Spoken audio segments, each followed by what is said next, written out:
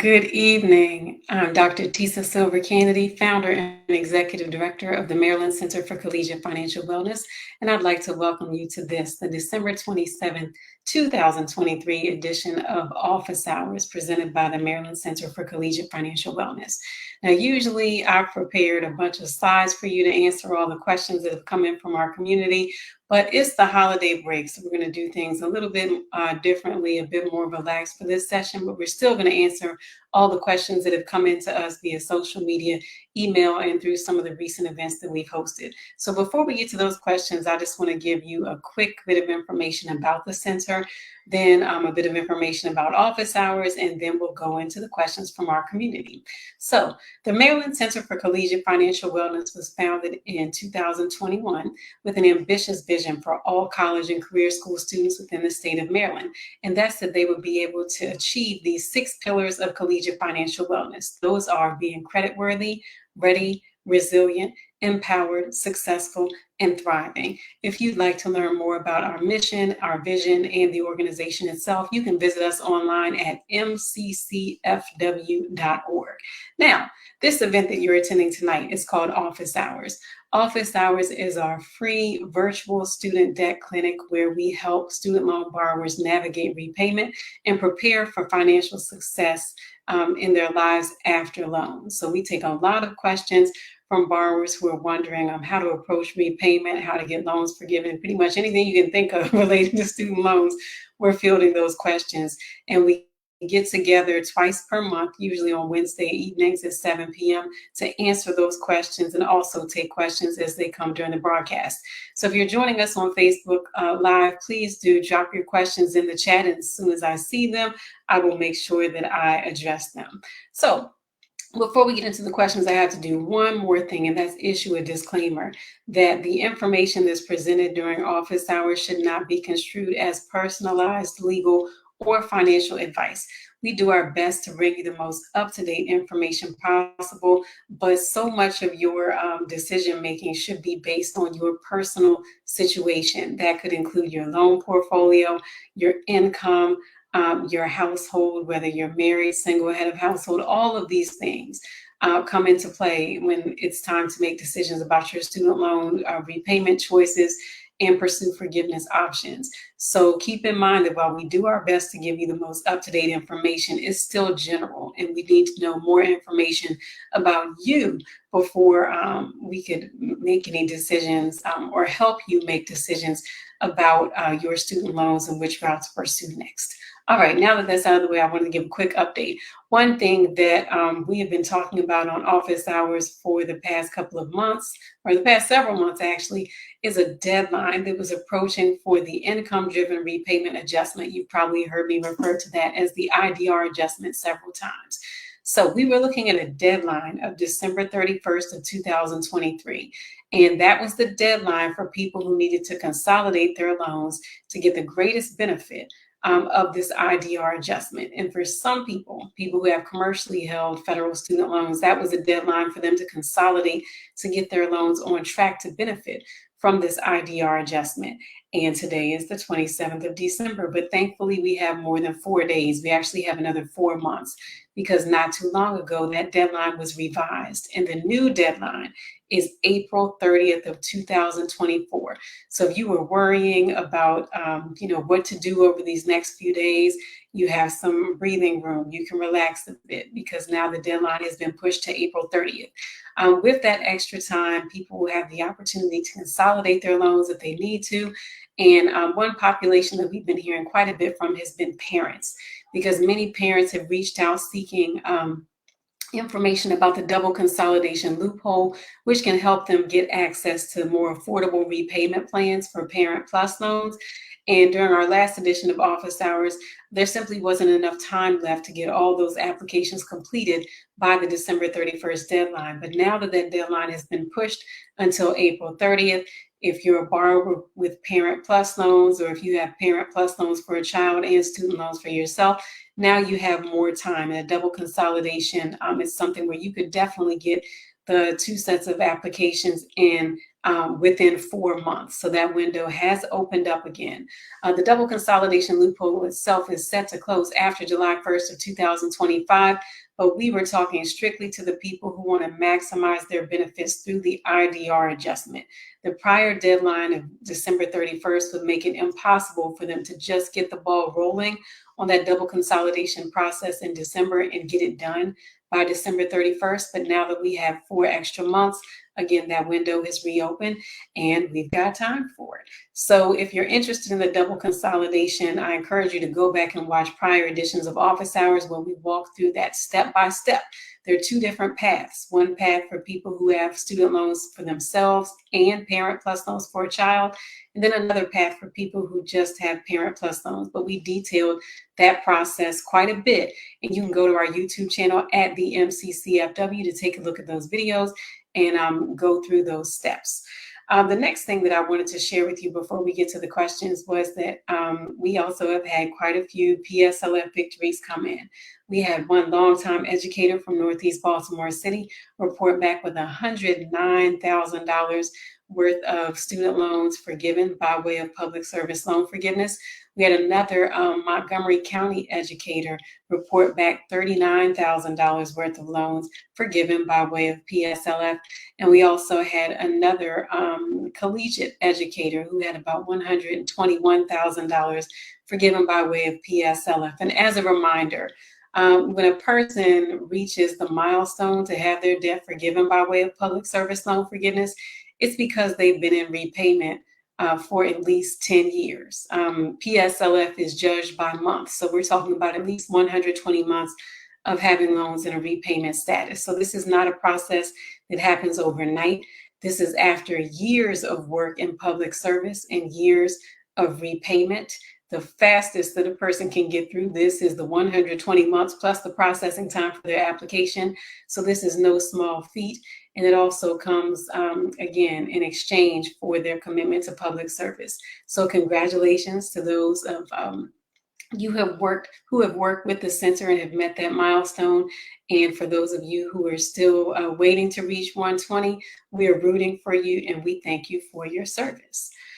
All right, so I had a long list of questions come up. Many of them were after events that we hosted in December, because we were really, with the expression, pounding the pavement in the month of December, trying to help as many people as possible get on track to benefit through the IDR adjustment. So we hosted a webinar with Maryland's acting student loan ombudsman. Also, we're on another webinar with Washington, D.C.'s acting student loan ombudsman, the National College Attainment Network. We have been all over the place, spreading the word as much as possible on top of the events that we've hosted inside of Prince George's County Public Schools. So we're really happy to have that extra 4 months to get more people into the pipeline to benefit from that IDR adjustment, especially our public servants. So through all these events, we have got lots and lots of questions, and I want to make sure that I answer every one of those questions tonight. So you're going to see me looking down on the list because it's a really long list that I have. All right, so the first question is, when should we apply for PSLF? At the end of the 10 years or prior to this year end? So that's a really good question. With public service loan forgiveness, it's recommended that you submit the application once every 12 months, and then again once you reach the 120th month. So you could wait until you reach that 120th month to apply for the first time, but it's often more challenging that way, because if you've switched jobs, that means you have to go back to past employers and try to get them to verify your employment. Sometimes organizations might be closed and it's difficult to find anyone to certify your work. You might have to self-certify, and that can take longer. So ideally, you'll complete the PSLF application as you're working. The recommendation is once every 12 months. Also, if you change jobs from one qualifying employer to another. And finally, when you reach the 20th month, and after you reach that 120th month, the next communication you should receive, which should be that you have satisfied the requirements and the loans have been forgiven. So short answer is every 12 months, if or when you change jobs. And then finally, once you reach that 120th month milestone.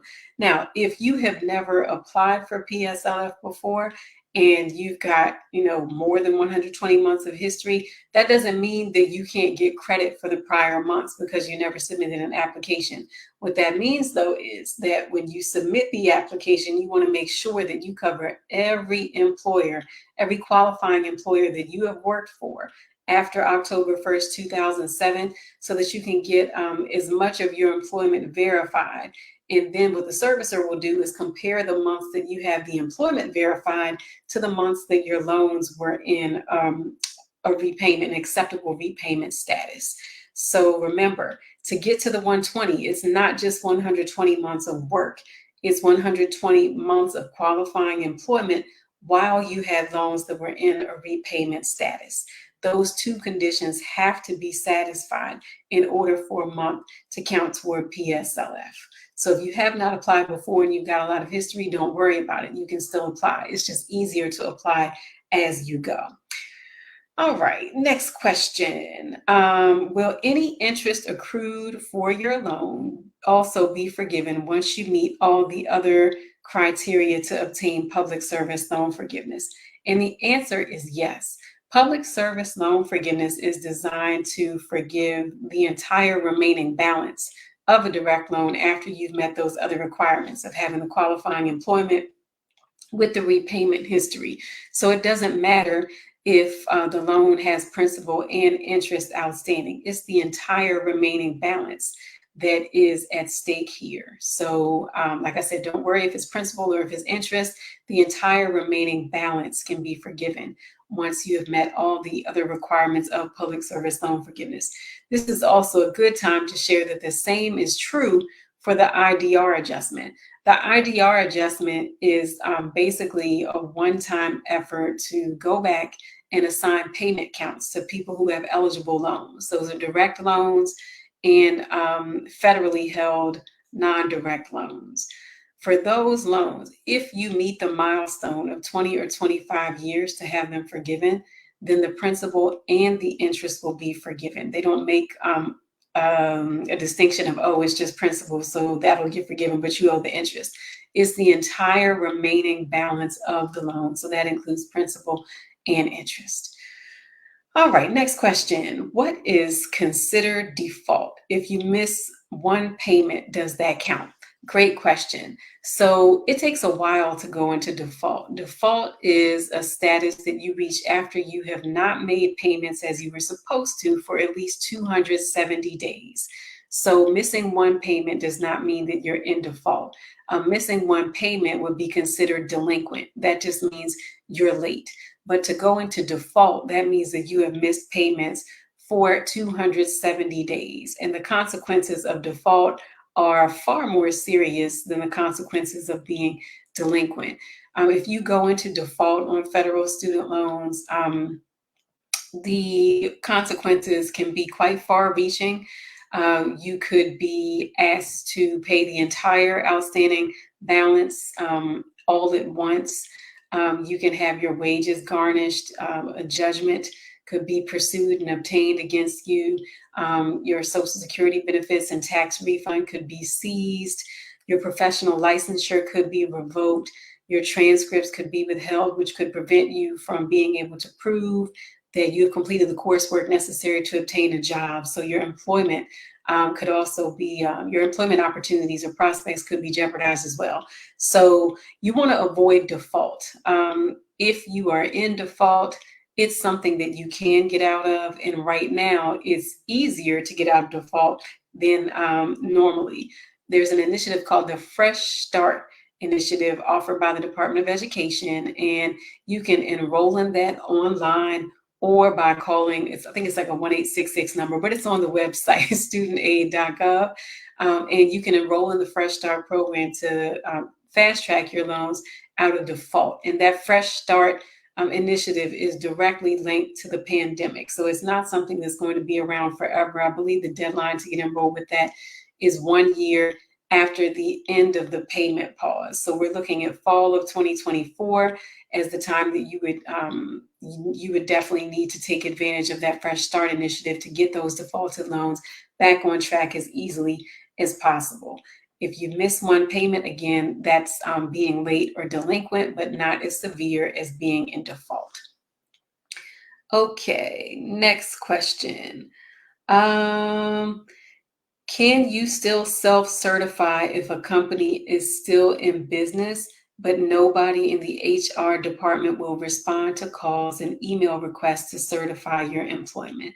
So yes, the self-certifying option is referring to the public service loan forgiveness application.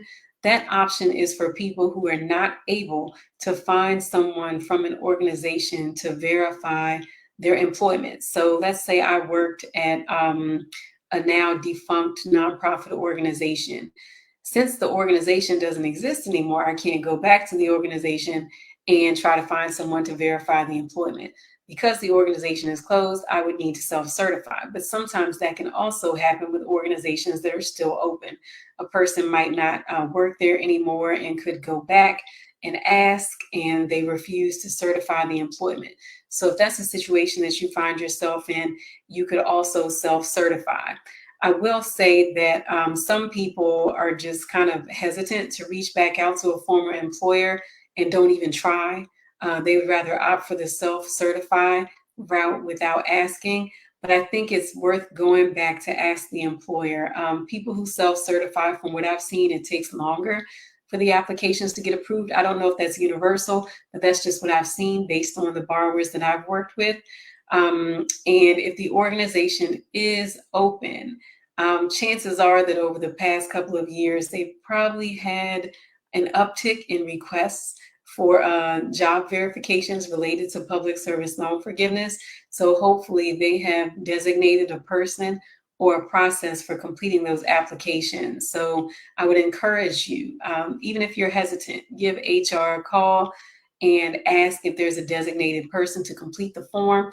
It's just a job verification. It's not like they have to speak on you or say that they worked with you. They just need to be able to look at your employee records to determine when you worked there and how many hours you worked on average per week, and then they sign off on it. That's it. So if you're hesitant to reach out to a former employer, for some people it was that employment didn't end on a positive note and they don't want to reach back out.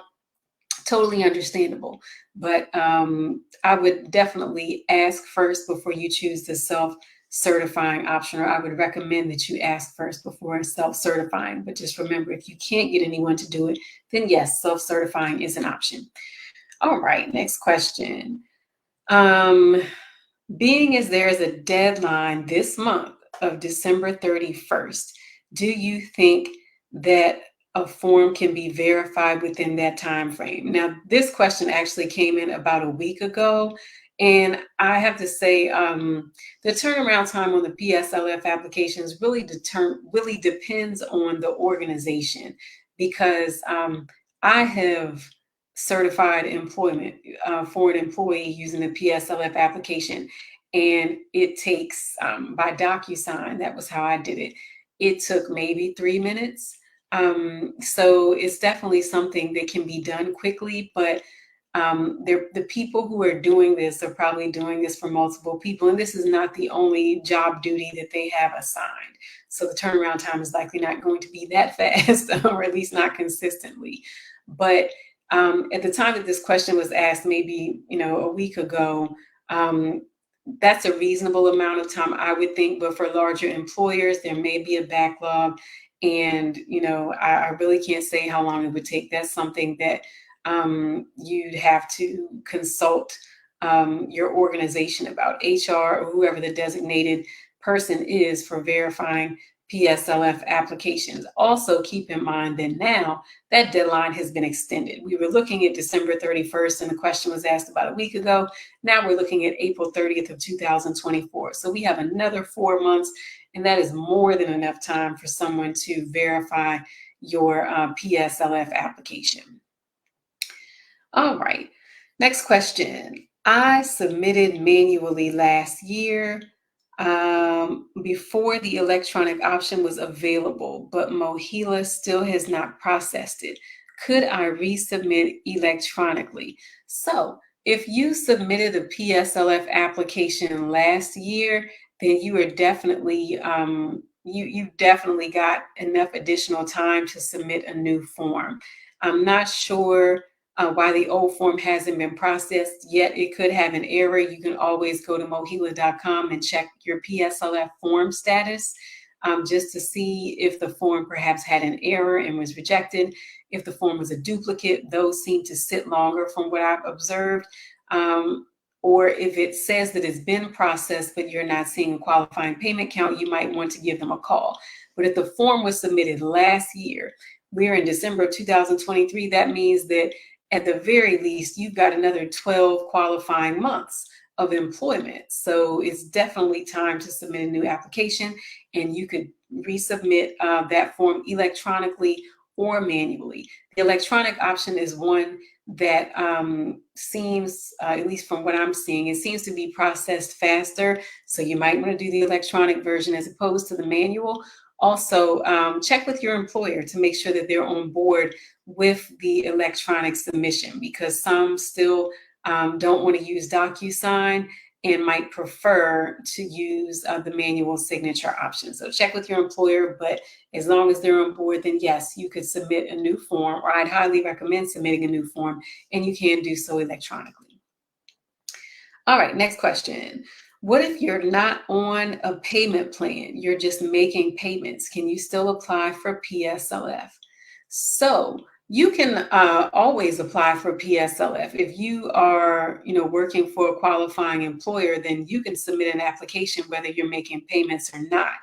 The real question is, will you earn credit for the months that you're applying for? So if you're not on a payment plan, my question would be, why? Are your loans in forbearance? Are your loans in an in-school deferment or in-school status? What is the reason why the loans are not in repayment? Right now, because we're in this IDR adjustment period, it's possible to get credit for periods where payments are officially paused, like forbearances and certain types of deferments. But under normal circumstances, if your loans were in a forbearance, then that time would not qualify toward PSLF. But right now, because we're in this special period, the IDR adjustment, it is possible to earn credit toward PSLF for months where you are not making a payment. But like I said, the real question here is why you are not on a repayment plan. What is the reason for the pause? Because if the loans are in an in-school deferment, that time will not qualify for PSLF. Again, the question was, can you still apply? And the answer is yes, you can still submit an application. It's just that some months may not get approved because the loans are in a status where a payment is not required. The loans are not considered as in repayment. Okay. Next question, is the optimal order to consolidate and then apply for PSLF, or can they happen in parallel?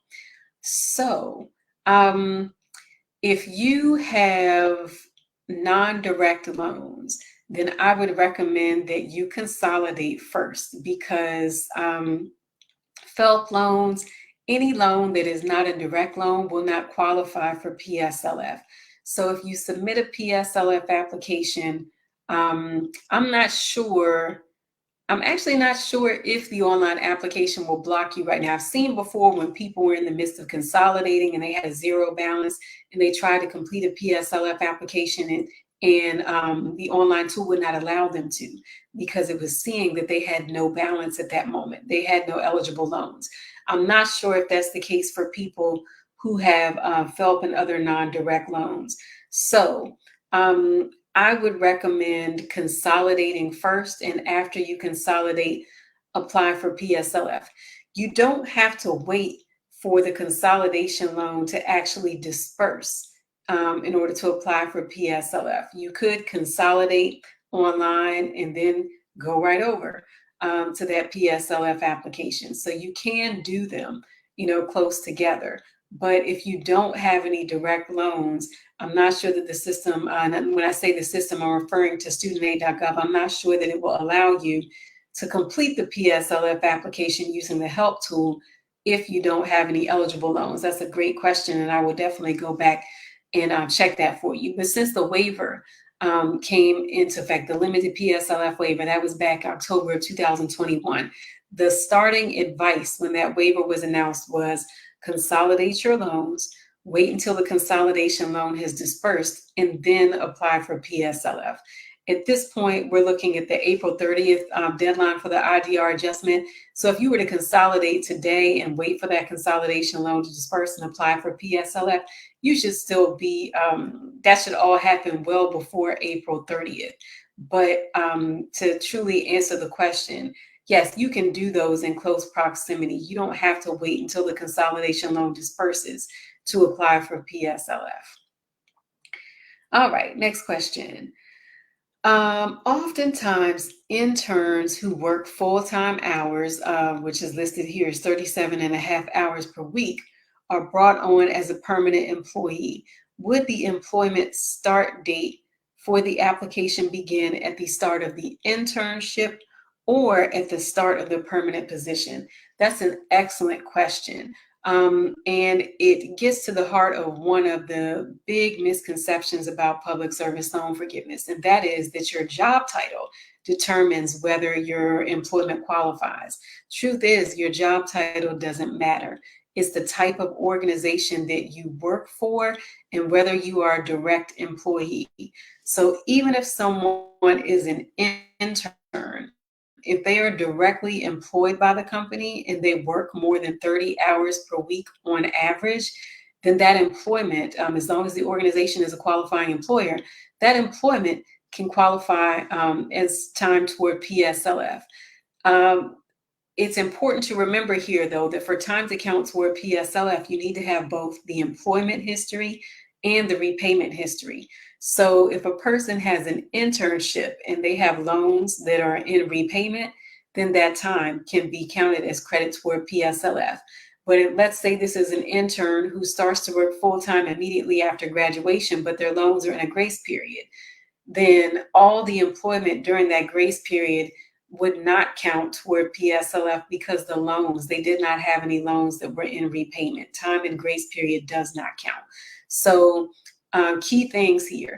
Job title doesn't matter. So if it's an intern and they're a direct employee that works more than 30 hours per week on average, then the employment is fine. But they also need to have that corresponding loan repayment history to match. Because for PSLF, you need to have the employment and the repayment history that have overlap, okay? All right, next question. How do you know how many qualifying payments you have made so far? Okay, so a qualifying payment is a term that comes from after you have applied for PSLF. A qualifying payment means that this is a month where you had both the employment and the necessary repayment history to count toward public service loan forgiveness. So that's what makes a payment qualifying. The only way to get an official qualifying payment count is to apply for PSLF. Now, you could look at the repayment history of a loan within studentaid.gov. You can review the loan status history of any loan, and you can try to, guesstimate how many months of repayment history you have and compare that to how many months of employment history you have. But to have an official qualifying payment count, you have to have submitted an application for PSLF. That application had to be reviewed. And during that review, they would look at two things: your employment history, your repayment history. If you have any months where you have both the employment history and the repayment history, then those months would count as qualifying payments. So the only way to truly get a qualifying payment count is to apply for PSLF and have that time verified by the servicer, which is MOHELA. Great question. All right, next question. How long or how many years do you have to be employed in public service to qualify? Somewhat of a trick question here. Okay, so to qualify, a qualifying payment is really about any month where you had both the qualifying employment and the qualifying repayment history. So for something to qualify, you only need one. That's where it starts, with 1 month. So for time to qualify, you just need to have the overlapping repayment history and employment history. To be approved fully for PSLF, that takes 10 years at a minimum. So you need to have 120 months where you had both the employment history and the repayment history in order to have PSLF approval. PSLF approval is once you reach the 120 and they let you know that the remaining balance of the debt is going to be cleared. Just because you haven't reached 120 yet doesn't mean that you should not apply. You want to apply as soon as you begin working for a qualifying employer if you have loans that are in repayment, because that way they can begin to keep track of your qualifying payments. And then once you reach 120, you would send in another PSLF application to verify that time. And then after that 120 months has been verified, you receive the PSLF approval. So to begin qualifying, 1 month is where you start. But for the full approval of public service loan forgiveness, that takes 120 months. All right, next question. Can you prepay monthly payments? For instance, could I make 2 payments per month in the same year where both payments in that month would qualify as a payment? It says, i.e. 24 payments per year. So I get this question a lot. People want to speed up PSLF. And the answer is there's nothing that you can do to speed it up. No matter how many payments you make in a month, they're going to treat it as 1 payment per month. So paying extra will not cut down the time. If you make 24 payments per year, it's still going to count as 12 payments. You can't cut the process in half by paying twice as many payments per month. The time commitment is a minimum 120 months of both the qualifying employment and repayment history. All right, next question. How do you apply for previous periods of qualifying employment? How do you apply for previous periods of qualifying employment that are not currently in the system to try to take advantage before December of 2023? So quick reminder, the deadline that we're working with now is April 30th of 2024. And how to apply for previous periods of qualifying employment, you would just complete the PSLF application for every qualifying employer you worked for after October 1st of 2007 and while you had loans that were in repayment. So past credit, all you have to do is the PSLF application. The PSLF application is your job verification. So if you worked for 5 employers since October 1st of 2007, then you want to complete PSLF applications for each of those employers so that MOHELA can go back, verify those forms, and give you credit for all of your past employment history. And if you're a person who has been working in public service since October 1st of 2007, that means you have a bit more than 16 years of employment history that could count. And for public service loan forgiveness, it takes 10 or 120 months. So if you have past periods of employment and you know you've had loans for a long time, make sure that you go back and document that employment so that you can get as much credit as possible toward PSLF. All right, next question. I recently applied for PSLF and was notified that the employer was not an eligible employer, but I know that the parent company is a nonprofit. What should I do? Okay, so this can get a bit tricky when there's like a parent company and then there are subsidiaries underneath. So if you work for a subsidiary and you use that subsidiary's EIN, that subsidiary might not be set up as a 501c3 nonprofit organization. So if you use that particular EIN, then your application might be rejected because that EIN is linked to an organization that on paper is not a qualifying employer. But if the parent company is a 501c3 tax exempt organization and you use that employer ID number, then the application should be approved, because what it comes down to is the EIN. The employer ID number is how the servicer is going to verify that the organization is a qualifying employer. So if your parent company, I'm talking about the overarching organization, if that organization is a 501c3 tax exempt organization, then that organization would be a qualifying employer for PSLF. The situation that I've seen is there's like a 501c3 parent company, and then there's a 501c4 or another type of tax exempt organization that isn't a 501c3. And so it shows up in the system as likely ineligible or ineligible, but the parent company is eligible. So I would definitely talk to your organization's leadership and ask them about the legal structure, because if the overarching organization that these subsidiaries fall under is a 501c3 tax exempt organization, if you are allowed to use that EIN, then that would make the difference between your application being approved and your application being rejected. Great question.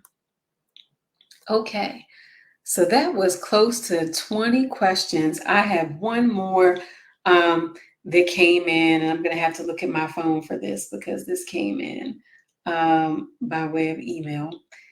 And the question, give me one moment.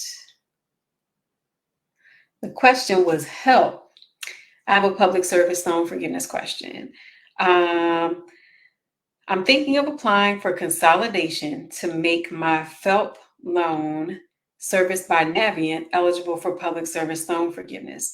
But I was told by someone that since it's a graduate loan, it's not eligible for the loan forgiveness program, and only undergraduate loans are eligible. Is that true? And the answer is no, that is false.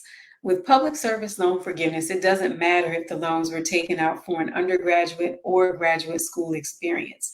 What makes the distinction between a qualifying loan and a loan that does not qualify is whether the loan is direct. So direct loans qualify for public service loan forgiveness. Non-direct loans do not qualify for public service loan forgiveness. And the loan that was mentioned in this email is a FFELP loan. FFELP loans do not qualify for public service loan forgiveness, but they can become eligible if they are consolidated into the direct loan program through the application available at studentaid.gov.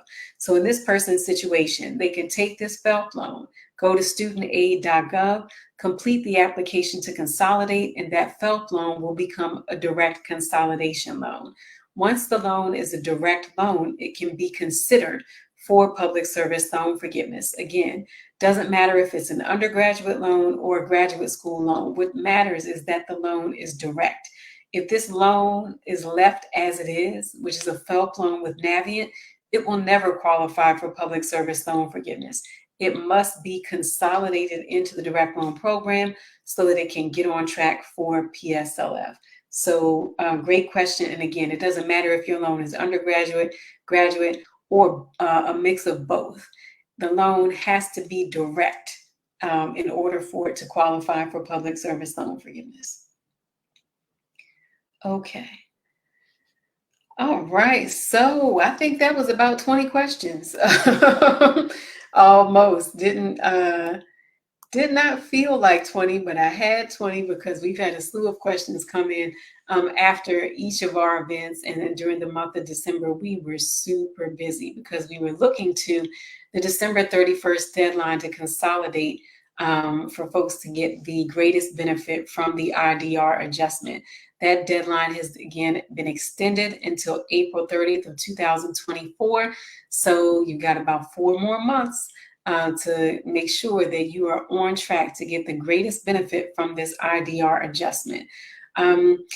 For people who are still on the fence about consolidating, for PSLF, the choice is pretty clear. If your loans are not direct and you want them to be considered for public service loan forgiveness, you don't have a choice. You have to consolidate them. And consolidation is a process that takes place with the federal government. The application is online for free if you log on to studentaid.gov. Now, if you are thinking about the IDR adjustment, that stands for income-driven repayment adjustment. If you are thinking about that adjustment and how you can get on track to benefit from that, your loans don't have to be direct. Direct loans do qualify for the IDR adjustment, and so do federally held non-direct loans. But there's some people who have loans that are called commercially held federal student loans. Commercially held federal student loans are not going to be included in the IDR adjustment. So what that means is that in 2024, we're expecting, hopefully in the summertime, everyone who has a direct loan or a federally held loan will see those loans be assigned a payment count. That payment count will let you know how close you are to the forgiveness milestones of either 20 or 25 years, depending on the plan you're enrolled in or the types of loans you borrowed. So everybody's going to get a status update in 2024. And when I say everybody, that's just people who have direct and federally held loans. If you have commercially held loans, then you will be left out of that. If you want those commercially held loans to get on track for consideration through the IDR adjustment, then you need to consolidate them online at studentaid.gov. And you should consolidate or apply to consolidate before April 30th of 2024 so that you can get the greatest benefit from the IDR adjustment. Any credit that is earned toward the IDR adjustment can count toward public service loan forgiveness if the qualifying employment is verified too, and if the time is after October 1st of 2007. So with public service loan forgiveness, like I said, the decision is more cut and dry. If your loans aren't direct, they're not going to count toward PSLF. You'd have to consolidate them to get them on track. With the IDR adjustment, if you have direct loans, they'll be included. If you have non-direct loans that are held by the Department of Education, those will be included too. But if you have those commercially held loans, those loans where you log into studentaid.gov and you see a name, your servicer might be like Wells Fargo, Truist, Navient, and you don't see Department of Ed in front of that servicer's name, that means that you have commercially held loans, and commercially held loans are not going to be included in the IDR adjustment. The IDR adjustment is so important because all IDR plans have a provision for cancellation written into their rules. After a borrower has been in repayment for either 20 or 25 years, the entire remaining balance of that loan is supposed to be forgiven. It hasn't happened the way that it was supposed to. And so the IDR adjustment is where the government is saying, you know what, we recognize this didn't work the way that it was supposed to. So we're going to go back and look at everybody who has direct and federally held loans, and we're going to give them a payment count to let them know where they stand relative to that 20 or 25 year milestone. If you have already reached that milestone, your debt will be canceled, but only if you have the right kinds of loans. The loans that are included in the IDR adjustment are direct loans and federally held loans. If you have commercially held loans, those debts will not be recognized by the IDR adjustment, but you can get them on track to benefit by consolidating them online at studentaid.gov. Now, I know all of these additions, I'm constantly talking about consolidate, consolidate, consolidate.